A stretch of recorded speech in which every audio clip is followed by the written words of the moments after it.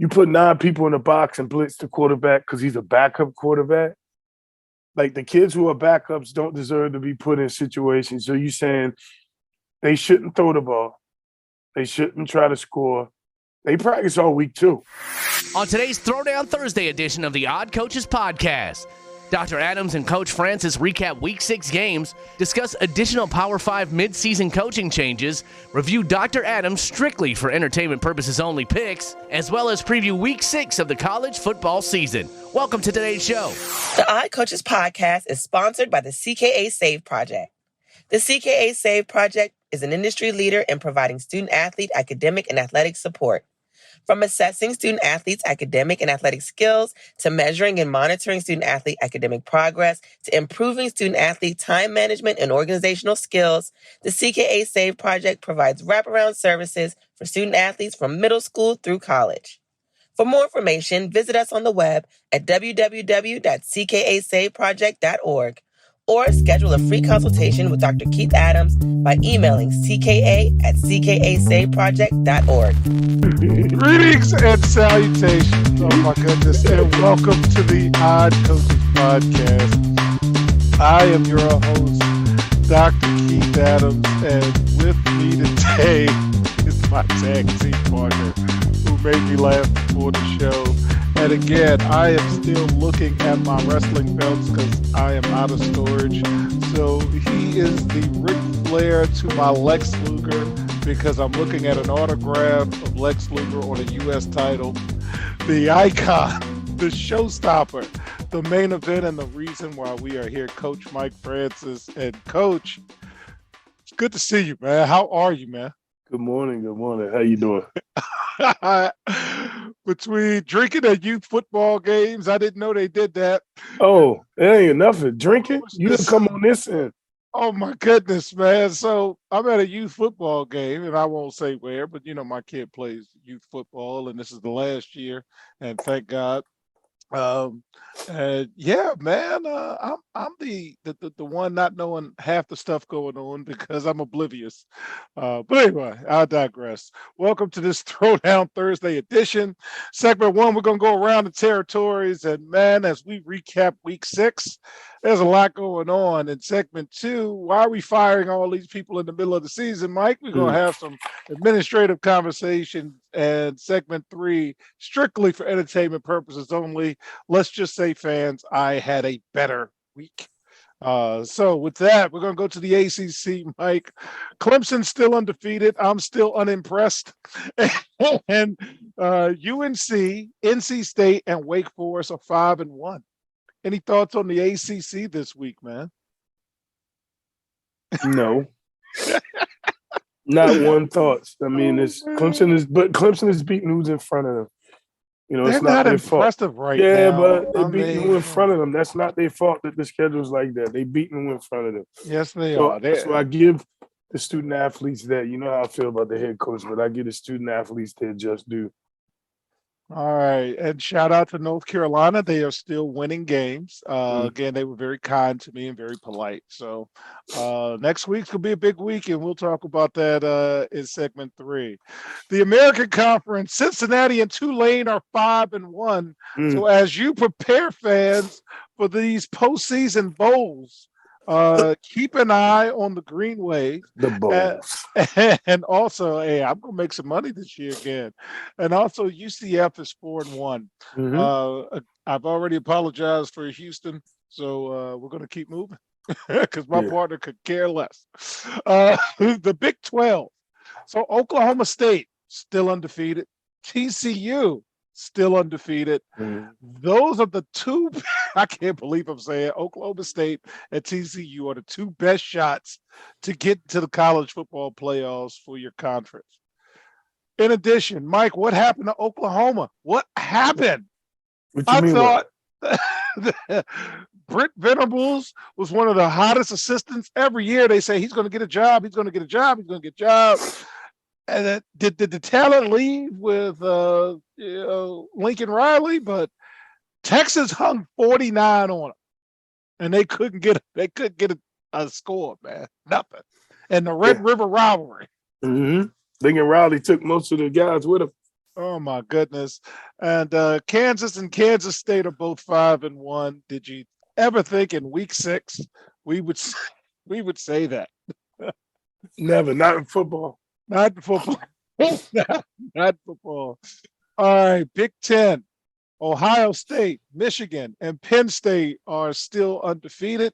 Shout out to my boy Max. We work together, and he is a Ohio State super fan and did not like some of the things that the OCP said. So welcome get to the over it. show, sir. Yeah, he'll get over it. The Terps let me down. Their opportunity too. to get in the top 25 didn't do it. Mm. Illinois is 5-1. Did they like not play anybody, or are they good? I got to find out. Can't wait to see that one. And Mike, wait for it now. Nebraska is tied for first place in the Big Ten West. Let that sink in. Cornhuskers are back, baby. Or the Big Ten West is bad. Which one? Oh, they ain't played nobody, probably. I got to look at their schedule completely. My goodness. I man. can honestly say I haven't paid any attention to Nebraska. Nor will we, other than segment 3, strictly for entertainment purposes. Okay, So, all right. all right, so I got to pause your fans because this is where we came in. So in our HBCU update, Jackson State is 5-0. Yeah, Jackson State's 5-0. So Jackson State played Alabama State, and Eddie Robinson Jr., no relation, because I looked for that too. Because I Oh, that's not his son? no relation. Oh, Okay. well, I definitely got to light his ass up. So when Jackson State's coach Deion Sanders and Alabama State's head coach Eddie Robinson Jr. met at midfield, their exchange ended with Robinson pushing away the Hall of Famer. Robinson took Sanders' hand following Alabama State's homecoming loss to Jackson State, 26-12, very respectable, but wanted no part of an embrace with Sanders. Robertson later explained that Sanders had made disrespectful comments in the week leading up to the game, and he also alleged that Sanders walked through Alabama State's offensive warm-up. When Mike has the chance, he'll tell me what that means in football.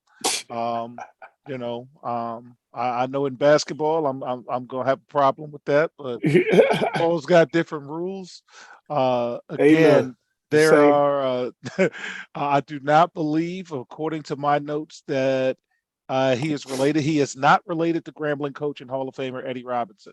But what caught my eye was in the post-game news conference, he added that Sanders, he ain't SWAC, quote unquote. I'm SWAC, he ain't SWAC. I love what he's doing for the conference, but you're not going to come here and disrespect me and my team and my school and then want to bro hug, shake my hand, and get the hell off. Mike, talk to me, man. What's going on? I couldn't wait. Man, this dude's tripping, for really tripping. Like, it wasn't like that. You put 9 people in the box and blitz the quarterback because he's a backup quarterback. Like, the kids who are backups don't deserve to be put in situations. So you saying they shouldn't throw the ball. They shouldn't try to score. They practice all week too. They shouldn't try to score. And you should try to run the ball against a 9-man box. I should put this running back in jeopardy of getting hurt in a 9-man box when I got 5 guys blocking. It's simple math. If you don't want me to score again, don't blitz. It's like basketball. If I'm up 10-15, it's the last 3 minutes of the game and you pressing, we're not going to try to hold the ball on you. We're going to go to score. Yes. All right? Yeah. Step back. If you don't want me to keep going, you need to step back. I mean, that's just the way it is. But you full court pressing against my subs and I'm up, 7 or 8 points, I might put the starters back in. Just might. All right. So I want to tell you what Deion said. He said, and I quote, "I'm not one to come back the next day and you're going to pick up the phone and you're going to apologize and we straight. No, not whatsoever. You meant that mess." And one of the comments that kind of disturbed me out of all of the comments was that I'm not SWAC. Who is? I got time today. Who is SWAC if I ain't SWAC? Who is SWAC if I ain't SWAC? Sanders also added that he doesn't need extra motivation, but noted the audacity of Robinson to question his intentions as a coach. Robinson isn't likely to back down. He said he respects Sanders, noting that everybody wanted to be primetime when they were a little kid.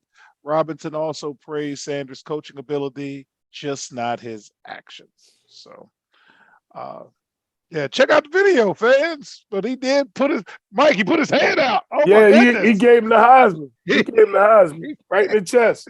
In the chest. And Deion was like, what? Yeah, Okay. he swung All that right. thing. Deion swung it back against, like, come on, man, what are you doing? You don't need that like that, though. It was very uncalled for. All right. So, group of 5. Mike, you might be mad at me, but James Madison and Coastal Carolina are undefeated. James Madison and Coastal Carolina are undefeated, and they're a group of 5 team, and Coastal Carolina's in the top 25.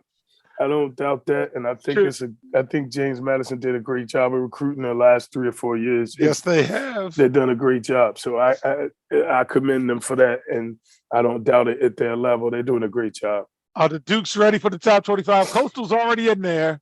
They're starting to get those votes. Do you think they cracked the top 25? Because fans, we do tape before the national rankings go out.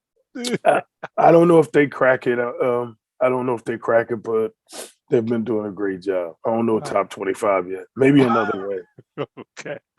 All right, we're going to move on. Independence. Notre Dame beat BYU in Allegiant Stadium in Las Vegas, Nevada. And in true Odd Coaches podcast fashion, you know, our good friend and Notre Dame correspondent Jake Schaller was in the arena. He flew to Vegas, folks, and enjoyed himself thoroughly. So shout out to Jake. I know you're going to have a story or two. Oh off my the air. gosh. Jake I was can't there. wait till that comes back. I don't know if he's going to come on the show and talk about it, but congratulations, Notre Dame. And that's, again, strictly for entertainment purposes only for me. Pac-12. Mike, USC and UCLA are still undefeated, and it's week 6. They're still there. They're still hanging around. Should we start to make reservations for the college football playoff, or slow down? Slow down, bro. Slow down. Come on. All right. Oregon's 5-1, and the only loss they have was a squeaker to Georgia, 45-3. Yeah, closest game they had probably all year out there in that coast. Yeah, we're done with Washington. I said it last week, and then they go lose to Arizona State. So, well, what can you say? All right, finally, Keep messing with the left coast. Man, I'm trying. We have a national show. I've got to look at everything, and nationally they suck. Yes. Just because you put that word on it don't mean it's better. Finally, fans, we're to the SEC.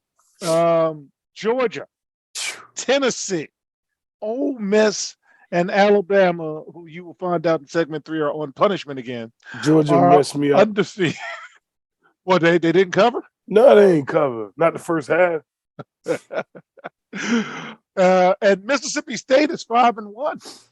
So again, the SEC, every week, you got to play somebody. Best conference. The best. Even Vanderbilt was hanging in there for a while. Jiminy Crickets. And hey, Kentucky lost, and that messed me up. Did it? This 3-play ticket. But again, we'll talk about that strictly for entertainment purposes in segment 3. Any thoughts on the SEC as we wrap up segment 1? Greatest conference there is in college football. Plain and simple. Ain't no way around it. There's no second. There's no second. All right, fans. In segment 2, we're going to talk about some of these decisions that athletic directors are making in terms of hiring and firing in the middle of the season. This is crazy. And we'll be right back on the Odd Coaches podcast. There is an old business adage that says, what gets measured and monitored gets done. It is also fact that deadlines spur action. That is what the CKA SAVE Project academic monitoring service can do for student athletes. Measure and monitor their academic progress to improve their grades. Our academic monitoring services provide ongoing academic support for student athletes for a designated period of time. Our academic success coaches work with student athletes on time management and organizational skills, along with improving their ability to self-advocate. Every few weeks, our academic success coaches meet with student athletes to assess their academic progress as well as provide ongoing academic advising. If needed, student athletes have access to CKA Learning Specialists who provide virtual core subject academic support for student athletes.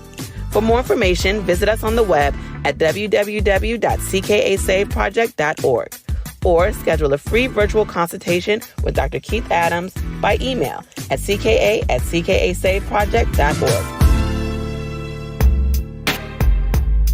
Welcome back to the Odd Coaches Podcast. In segment 2, this is going to be entitled Yesterday's Solutions Lead to Today's Problem. So, Mike, Wisconsin. West friggin' Wisconsin. Of all people. Okay. Fired their coach, Paul Chryst, who won 72% of his games. And yeah, I'm with Paul. He's going to receive a reduced buyout of $11 million. Yeah, you can pay me $11 million to leave. Hey, I you ain't got to pack. No. I'll leave that stuff right. No shit. You ain't got to pay. You can pay me half and half. So he was fired following a 2-3 start this season. He had approximately $20 million left on a contract that paid him through January 2027. But athletic director Chris McIntosh said Chris agreed to take a reduced payout while not revealing specifics. Again, I'm good. I'll leave for 11. No problem. Chris will be paid his buyout no later than February 1st, and all funds will come from the University of Wisconsin Foundation, which is the school's fundraising organization. So the school can raise $11 million to get rid of somebody. February 1st. Right. To get rid of somebody. Yeah, I don't want to hear anything about a kid wanting to transfer. I don't want to hear nothing. Exactly. McIntosh reached his decision to change coaches after a lengthy discussion on last week with Chris, who again was 67-26. That was his record. And he went to Wisconsin. That's how you treat your own. Yeah, man, that's crazy. So they named defensive coordinator Jim Leonard. He's a former 3-time All-American defensive back at the school as the interim coach for the remainder of the season. He pissed somebody off for real. Yeah. Any thoughts on that, man? Because that just bugged me. I mean, that's a snap reaction for me. Way too much of a snap reaction. That guy's winning percentage is really good. It sounds to me like there was a conversation or something that may happen, and then it just went wrong. Sounds to me like they on the internet too much and they looking for something that excuse me, that I don't know exists. So we're going to move on to Colorado. So Colorado is 0-5, and they fired their coach, Carl Doran, last week. He was in his 3rd season. That was the thing. He's in his 3rd season. He ain't even had a class yet. He guided the Buffaloes to a 4-2 record in the pandemic-shortened 2020 campaign, which concluded with a loss to Texas in the Alamo Bowl. They went 4-8 last year, and he ends his career 8-15. So he had 23 games. Got the job during a global pandemic. And so he previously was at UCLA from 2003 to 2007 and posted a 35-27 mark. In between head coaching stints, he spent time as an assistant with the Dolphins, Texans, and Jets, and 1 season as the offense coordinator at Vanderbilt. So, y'all picked him. Yeah. So I'm not mad at him. I'm mad at the fool who brought him in. Yeah. Okay. So the other openings include Arizona State, Nebraska, Georgia Tech, which we talked about last week. And all 3 teams won, Mike. So was there something to that? Or the other coaches who lost to them might want to check out the real estate market? Yeah, they got to do something. They got to do something. It wasn't, I mean, you brought him in. You got to ride with him. Y'all got to give people enough time to get it. I mean, that's not enough time to turn a program around, to be honest with you. It's not. I agree with you, which takes me to Jimbo. Jimbo Fisher, the He still last got a 2 job? seasons, from the sublime to the ridiculous.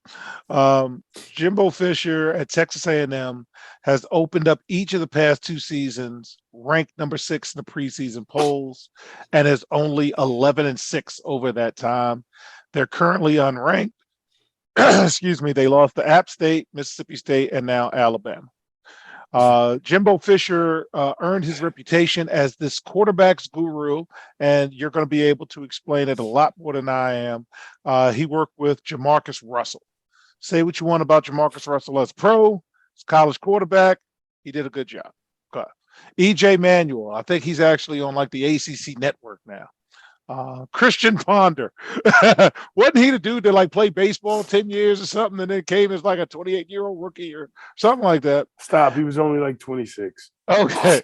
And of course, the coup de Gracie, Jameis Winston.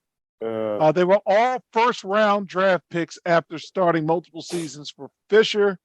His Seminoles went 26-1 with Jameis Winston as the starter, won a national championship, made the college football playoff in 2014. In Texas A&M, he's had 5 signal callers, and none of them have like blossomed, developed. And they're not winning games for all of the hubbub of the recruiting classes that he's had. So I'm asking you, Mike, what am I missing from Jimbo Fisher, because he gets paid a lot of money to lose games to people he's supposed to beat with the talent he's supposed to have? Good question. I think that maybe these guys have been a little ballyhooed, maybe not exactly as good as everybody believes they are. Like the guy seems to be able to work. You see the quarterbacks he had. I don't think that the NFL did a good job with Jamarcus Russell. I watched what happened with 4 different coordinators, 3 different head coaches. Like, he got caught. I think he was the scapegoat. I actually thought he was talented. Jameis, we know he's talented if everything is you try not to make him a quarterback that he's not. Like, some of these guys, they all try to make like pocket passes, which is the words I hate. Pocket passer. Joe Montana wasn't a pocket passer.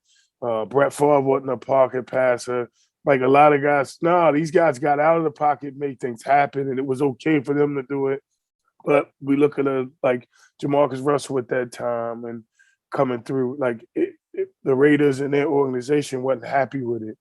So what we got to be able to do, Jimbo's got to go back to where he started. I'd say back to the drawing board. Maybe even Texas A&M is not the place for him. I don't think that's the right school. I think he belongs back in the ACC. I think he needs to be in a more run-heavy situation offensively, because a lot of those guys were good off play action. If you look at those quarterbacks, they were all had good running backs with them. And I don't think he has both. More as being a quarterback guru, he needs better running backs. And I can't think of one at Texas A&M. Name one. I don't understand how you can gather all of this talent in College Station, which is not the hotbed of Texas entertainment and nightlife, and still not be able to construct a team that can compete on a national level, making the kind of loot that they're choosing to pay him. So I don't know if he's on a hot seat, but we're getting guys that's winning 70% of their games and getting fired. And this guy is underperforming. So what? You beat Alabama. Whoopee! And that was last year. I don't know what that last play call was, by the way. You got 4th and win, and that's what you call. But okay. Good question. All right. So fans, in segment 3, strictly for entertainment purposes only, we're going to have some fun, and we'll be right back on the Odd Coaches podcast. The reviews are in for Dr. Keith Adams' book, Finding the Balance, My Personal Journey to Academic and Athletic Success. College professor and student-athlete academic expert Dr. Lisa Rubin said, There is nothing out there like this book, so I do hope people will pay attention and give it a read. Former George Mason standout Fallen Campbell said, "Consider this book an opportunity to work directly with Dr. Adams, just like I did. I assure you that there will be something you can take away that will be useful to you throughout your personal journey." Ryan Waite, a recent college graduate who is a software engineer, said, "I like how the book is based on research, which makes it good for general students as well as student athletes." The book serves as both a memoir to Dr. Adams' 30-year academic and athletic career, as well as an instructional guide to assist student athletes, parents, coaches, teachers, and administrators navigate through the challenges of finding a better balance between academic and athletic success. The book includes over 15 personal stories and anecdotes from Dr. Adams, along with numerous former players and colleagues from a variety of sports and endeavors. You can order your copy at www.ckasaveproject.org. From the main page, simply click CKA Save Project Services and order the Find the Balance book. For more information, contact Dr. Keith Adams by email at cka@ckasaveproject.org. Welcome back to the Odd Coaches Podcast in segment 3. We are doing things strictly to entertain you all. So don't get mad at us if you make some bad choices financially. Okay. So the OTP top 5. Much to my chagrin, because they still aren't playing as well as I'd like to see them play. Georgia's number 1. I cannot, in good faith, put Ohio State as number 1. Sorry, Max. I like you, but I can't do it. Nope. Ohio State's number 2. Alabama's on punishment again. I told you not to do that. I did not tell you that you got to play better. Go to your room. They winning, though. They winning. Clemson is number 4. They're beating who's in front of them, so whatever. USC is number 5 because they're undefeated, and it makes the story go. Michigan's number 6. Things are about to heat up for the Wolverines, though. Oklahoma State is number 7. UCLA is also outside looking in, and so is TCU. And it doesn't mean TCU is one of the best teams in the country. It means that if you're an undefeated team in a Power 5, you're going to get a look. So between Oklahoma State and TCU, the Big 12 is still relevant. Once they have one loss, they're tossed. That's the rules. I don't make them up. USC and UCLA are undefeated. Once they lose, they're out of here. Okay. The only team that can lose and still be in there is an Alabama or Georgia. That's kind of how I see it. Yes. Clemson, if you lose, you're in it with everybody else, and you better hope somebody else loses. You out. So, ain't no Mike, in it. You out. Any thoughts on the top 5? Any adjustments you would make? I agree with you all the way through on this one. Might be the first time, but I do. Well, wait till next week, because when we get to who's playing week 7, a lot of this will, as we like to say, coach, it'll take care of itself. It takes care of itself. I don't need to call timeout. Y'all can figure this out yourself. Right.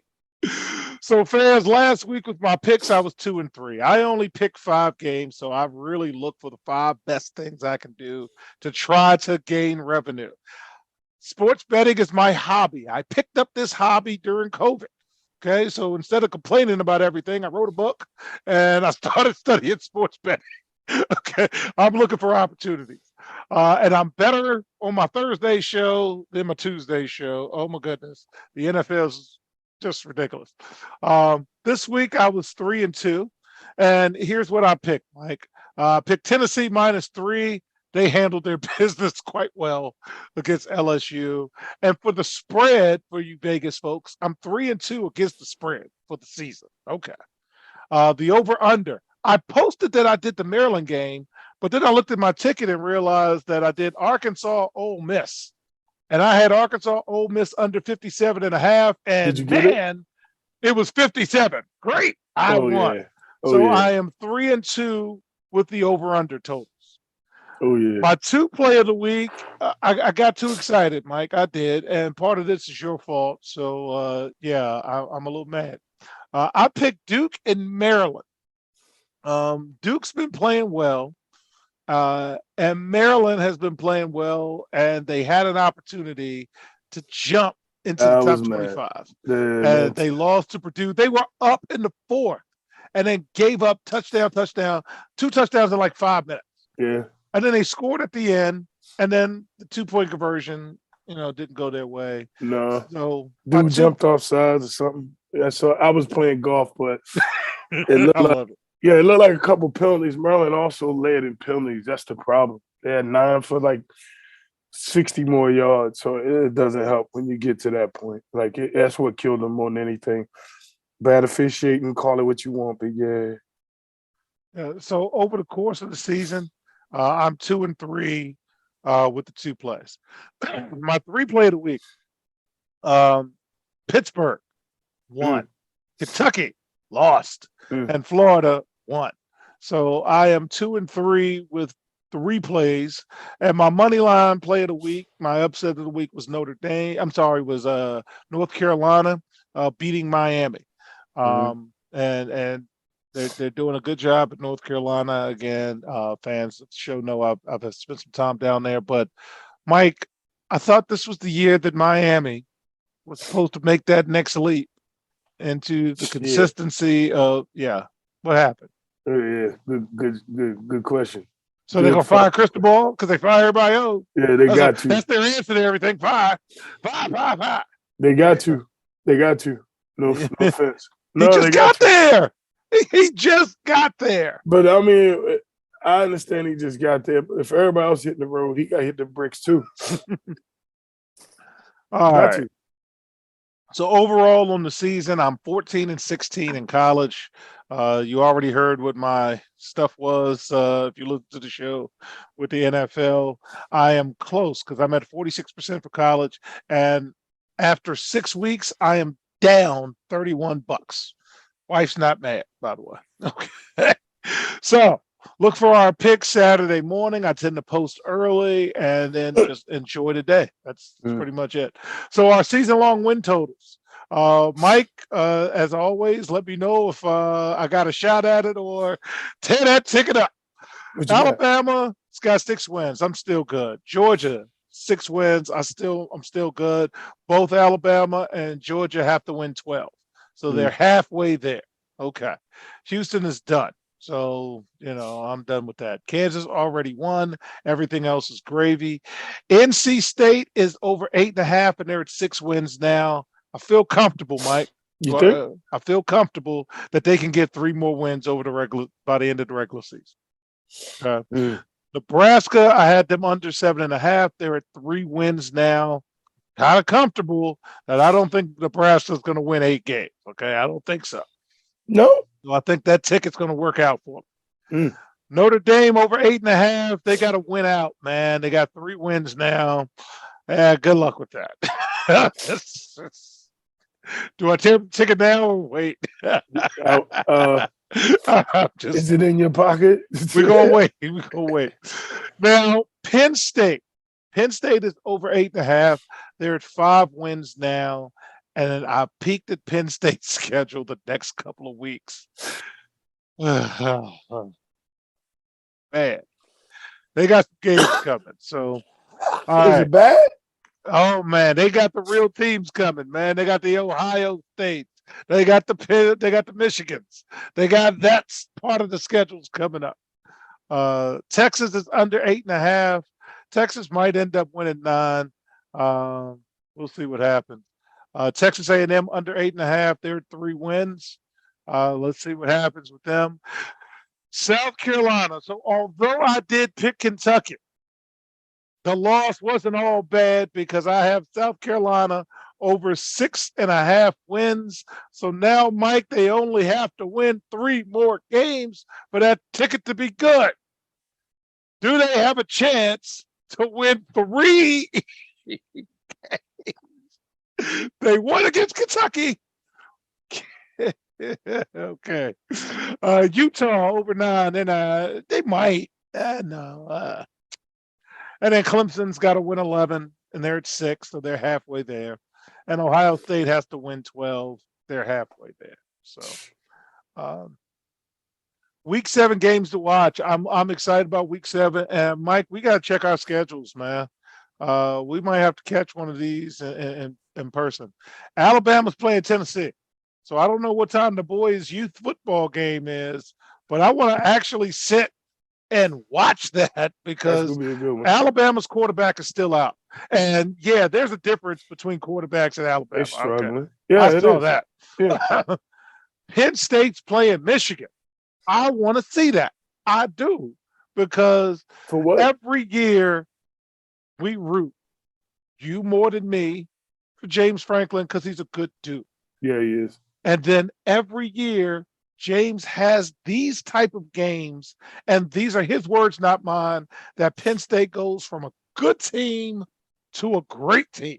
That's what he said, not me. And they always seem to lose those games that end up in that second tier U.S. title, intercontinental title match at WrestleMania. They're always there. They're not in the main event. They're in the semi-main event, and they're going to give you a good show. Hey. So is this the year that they can say, okay, we're going to beat Michigan, we're going to beat Ohio State, and we're going to compete for the playoff? That's what I'm looking for. Do you think they have a shot at it?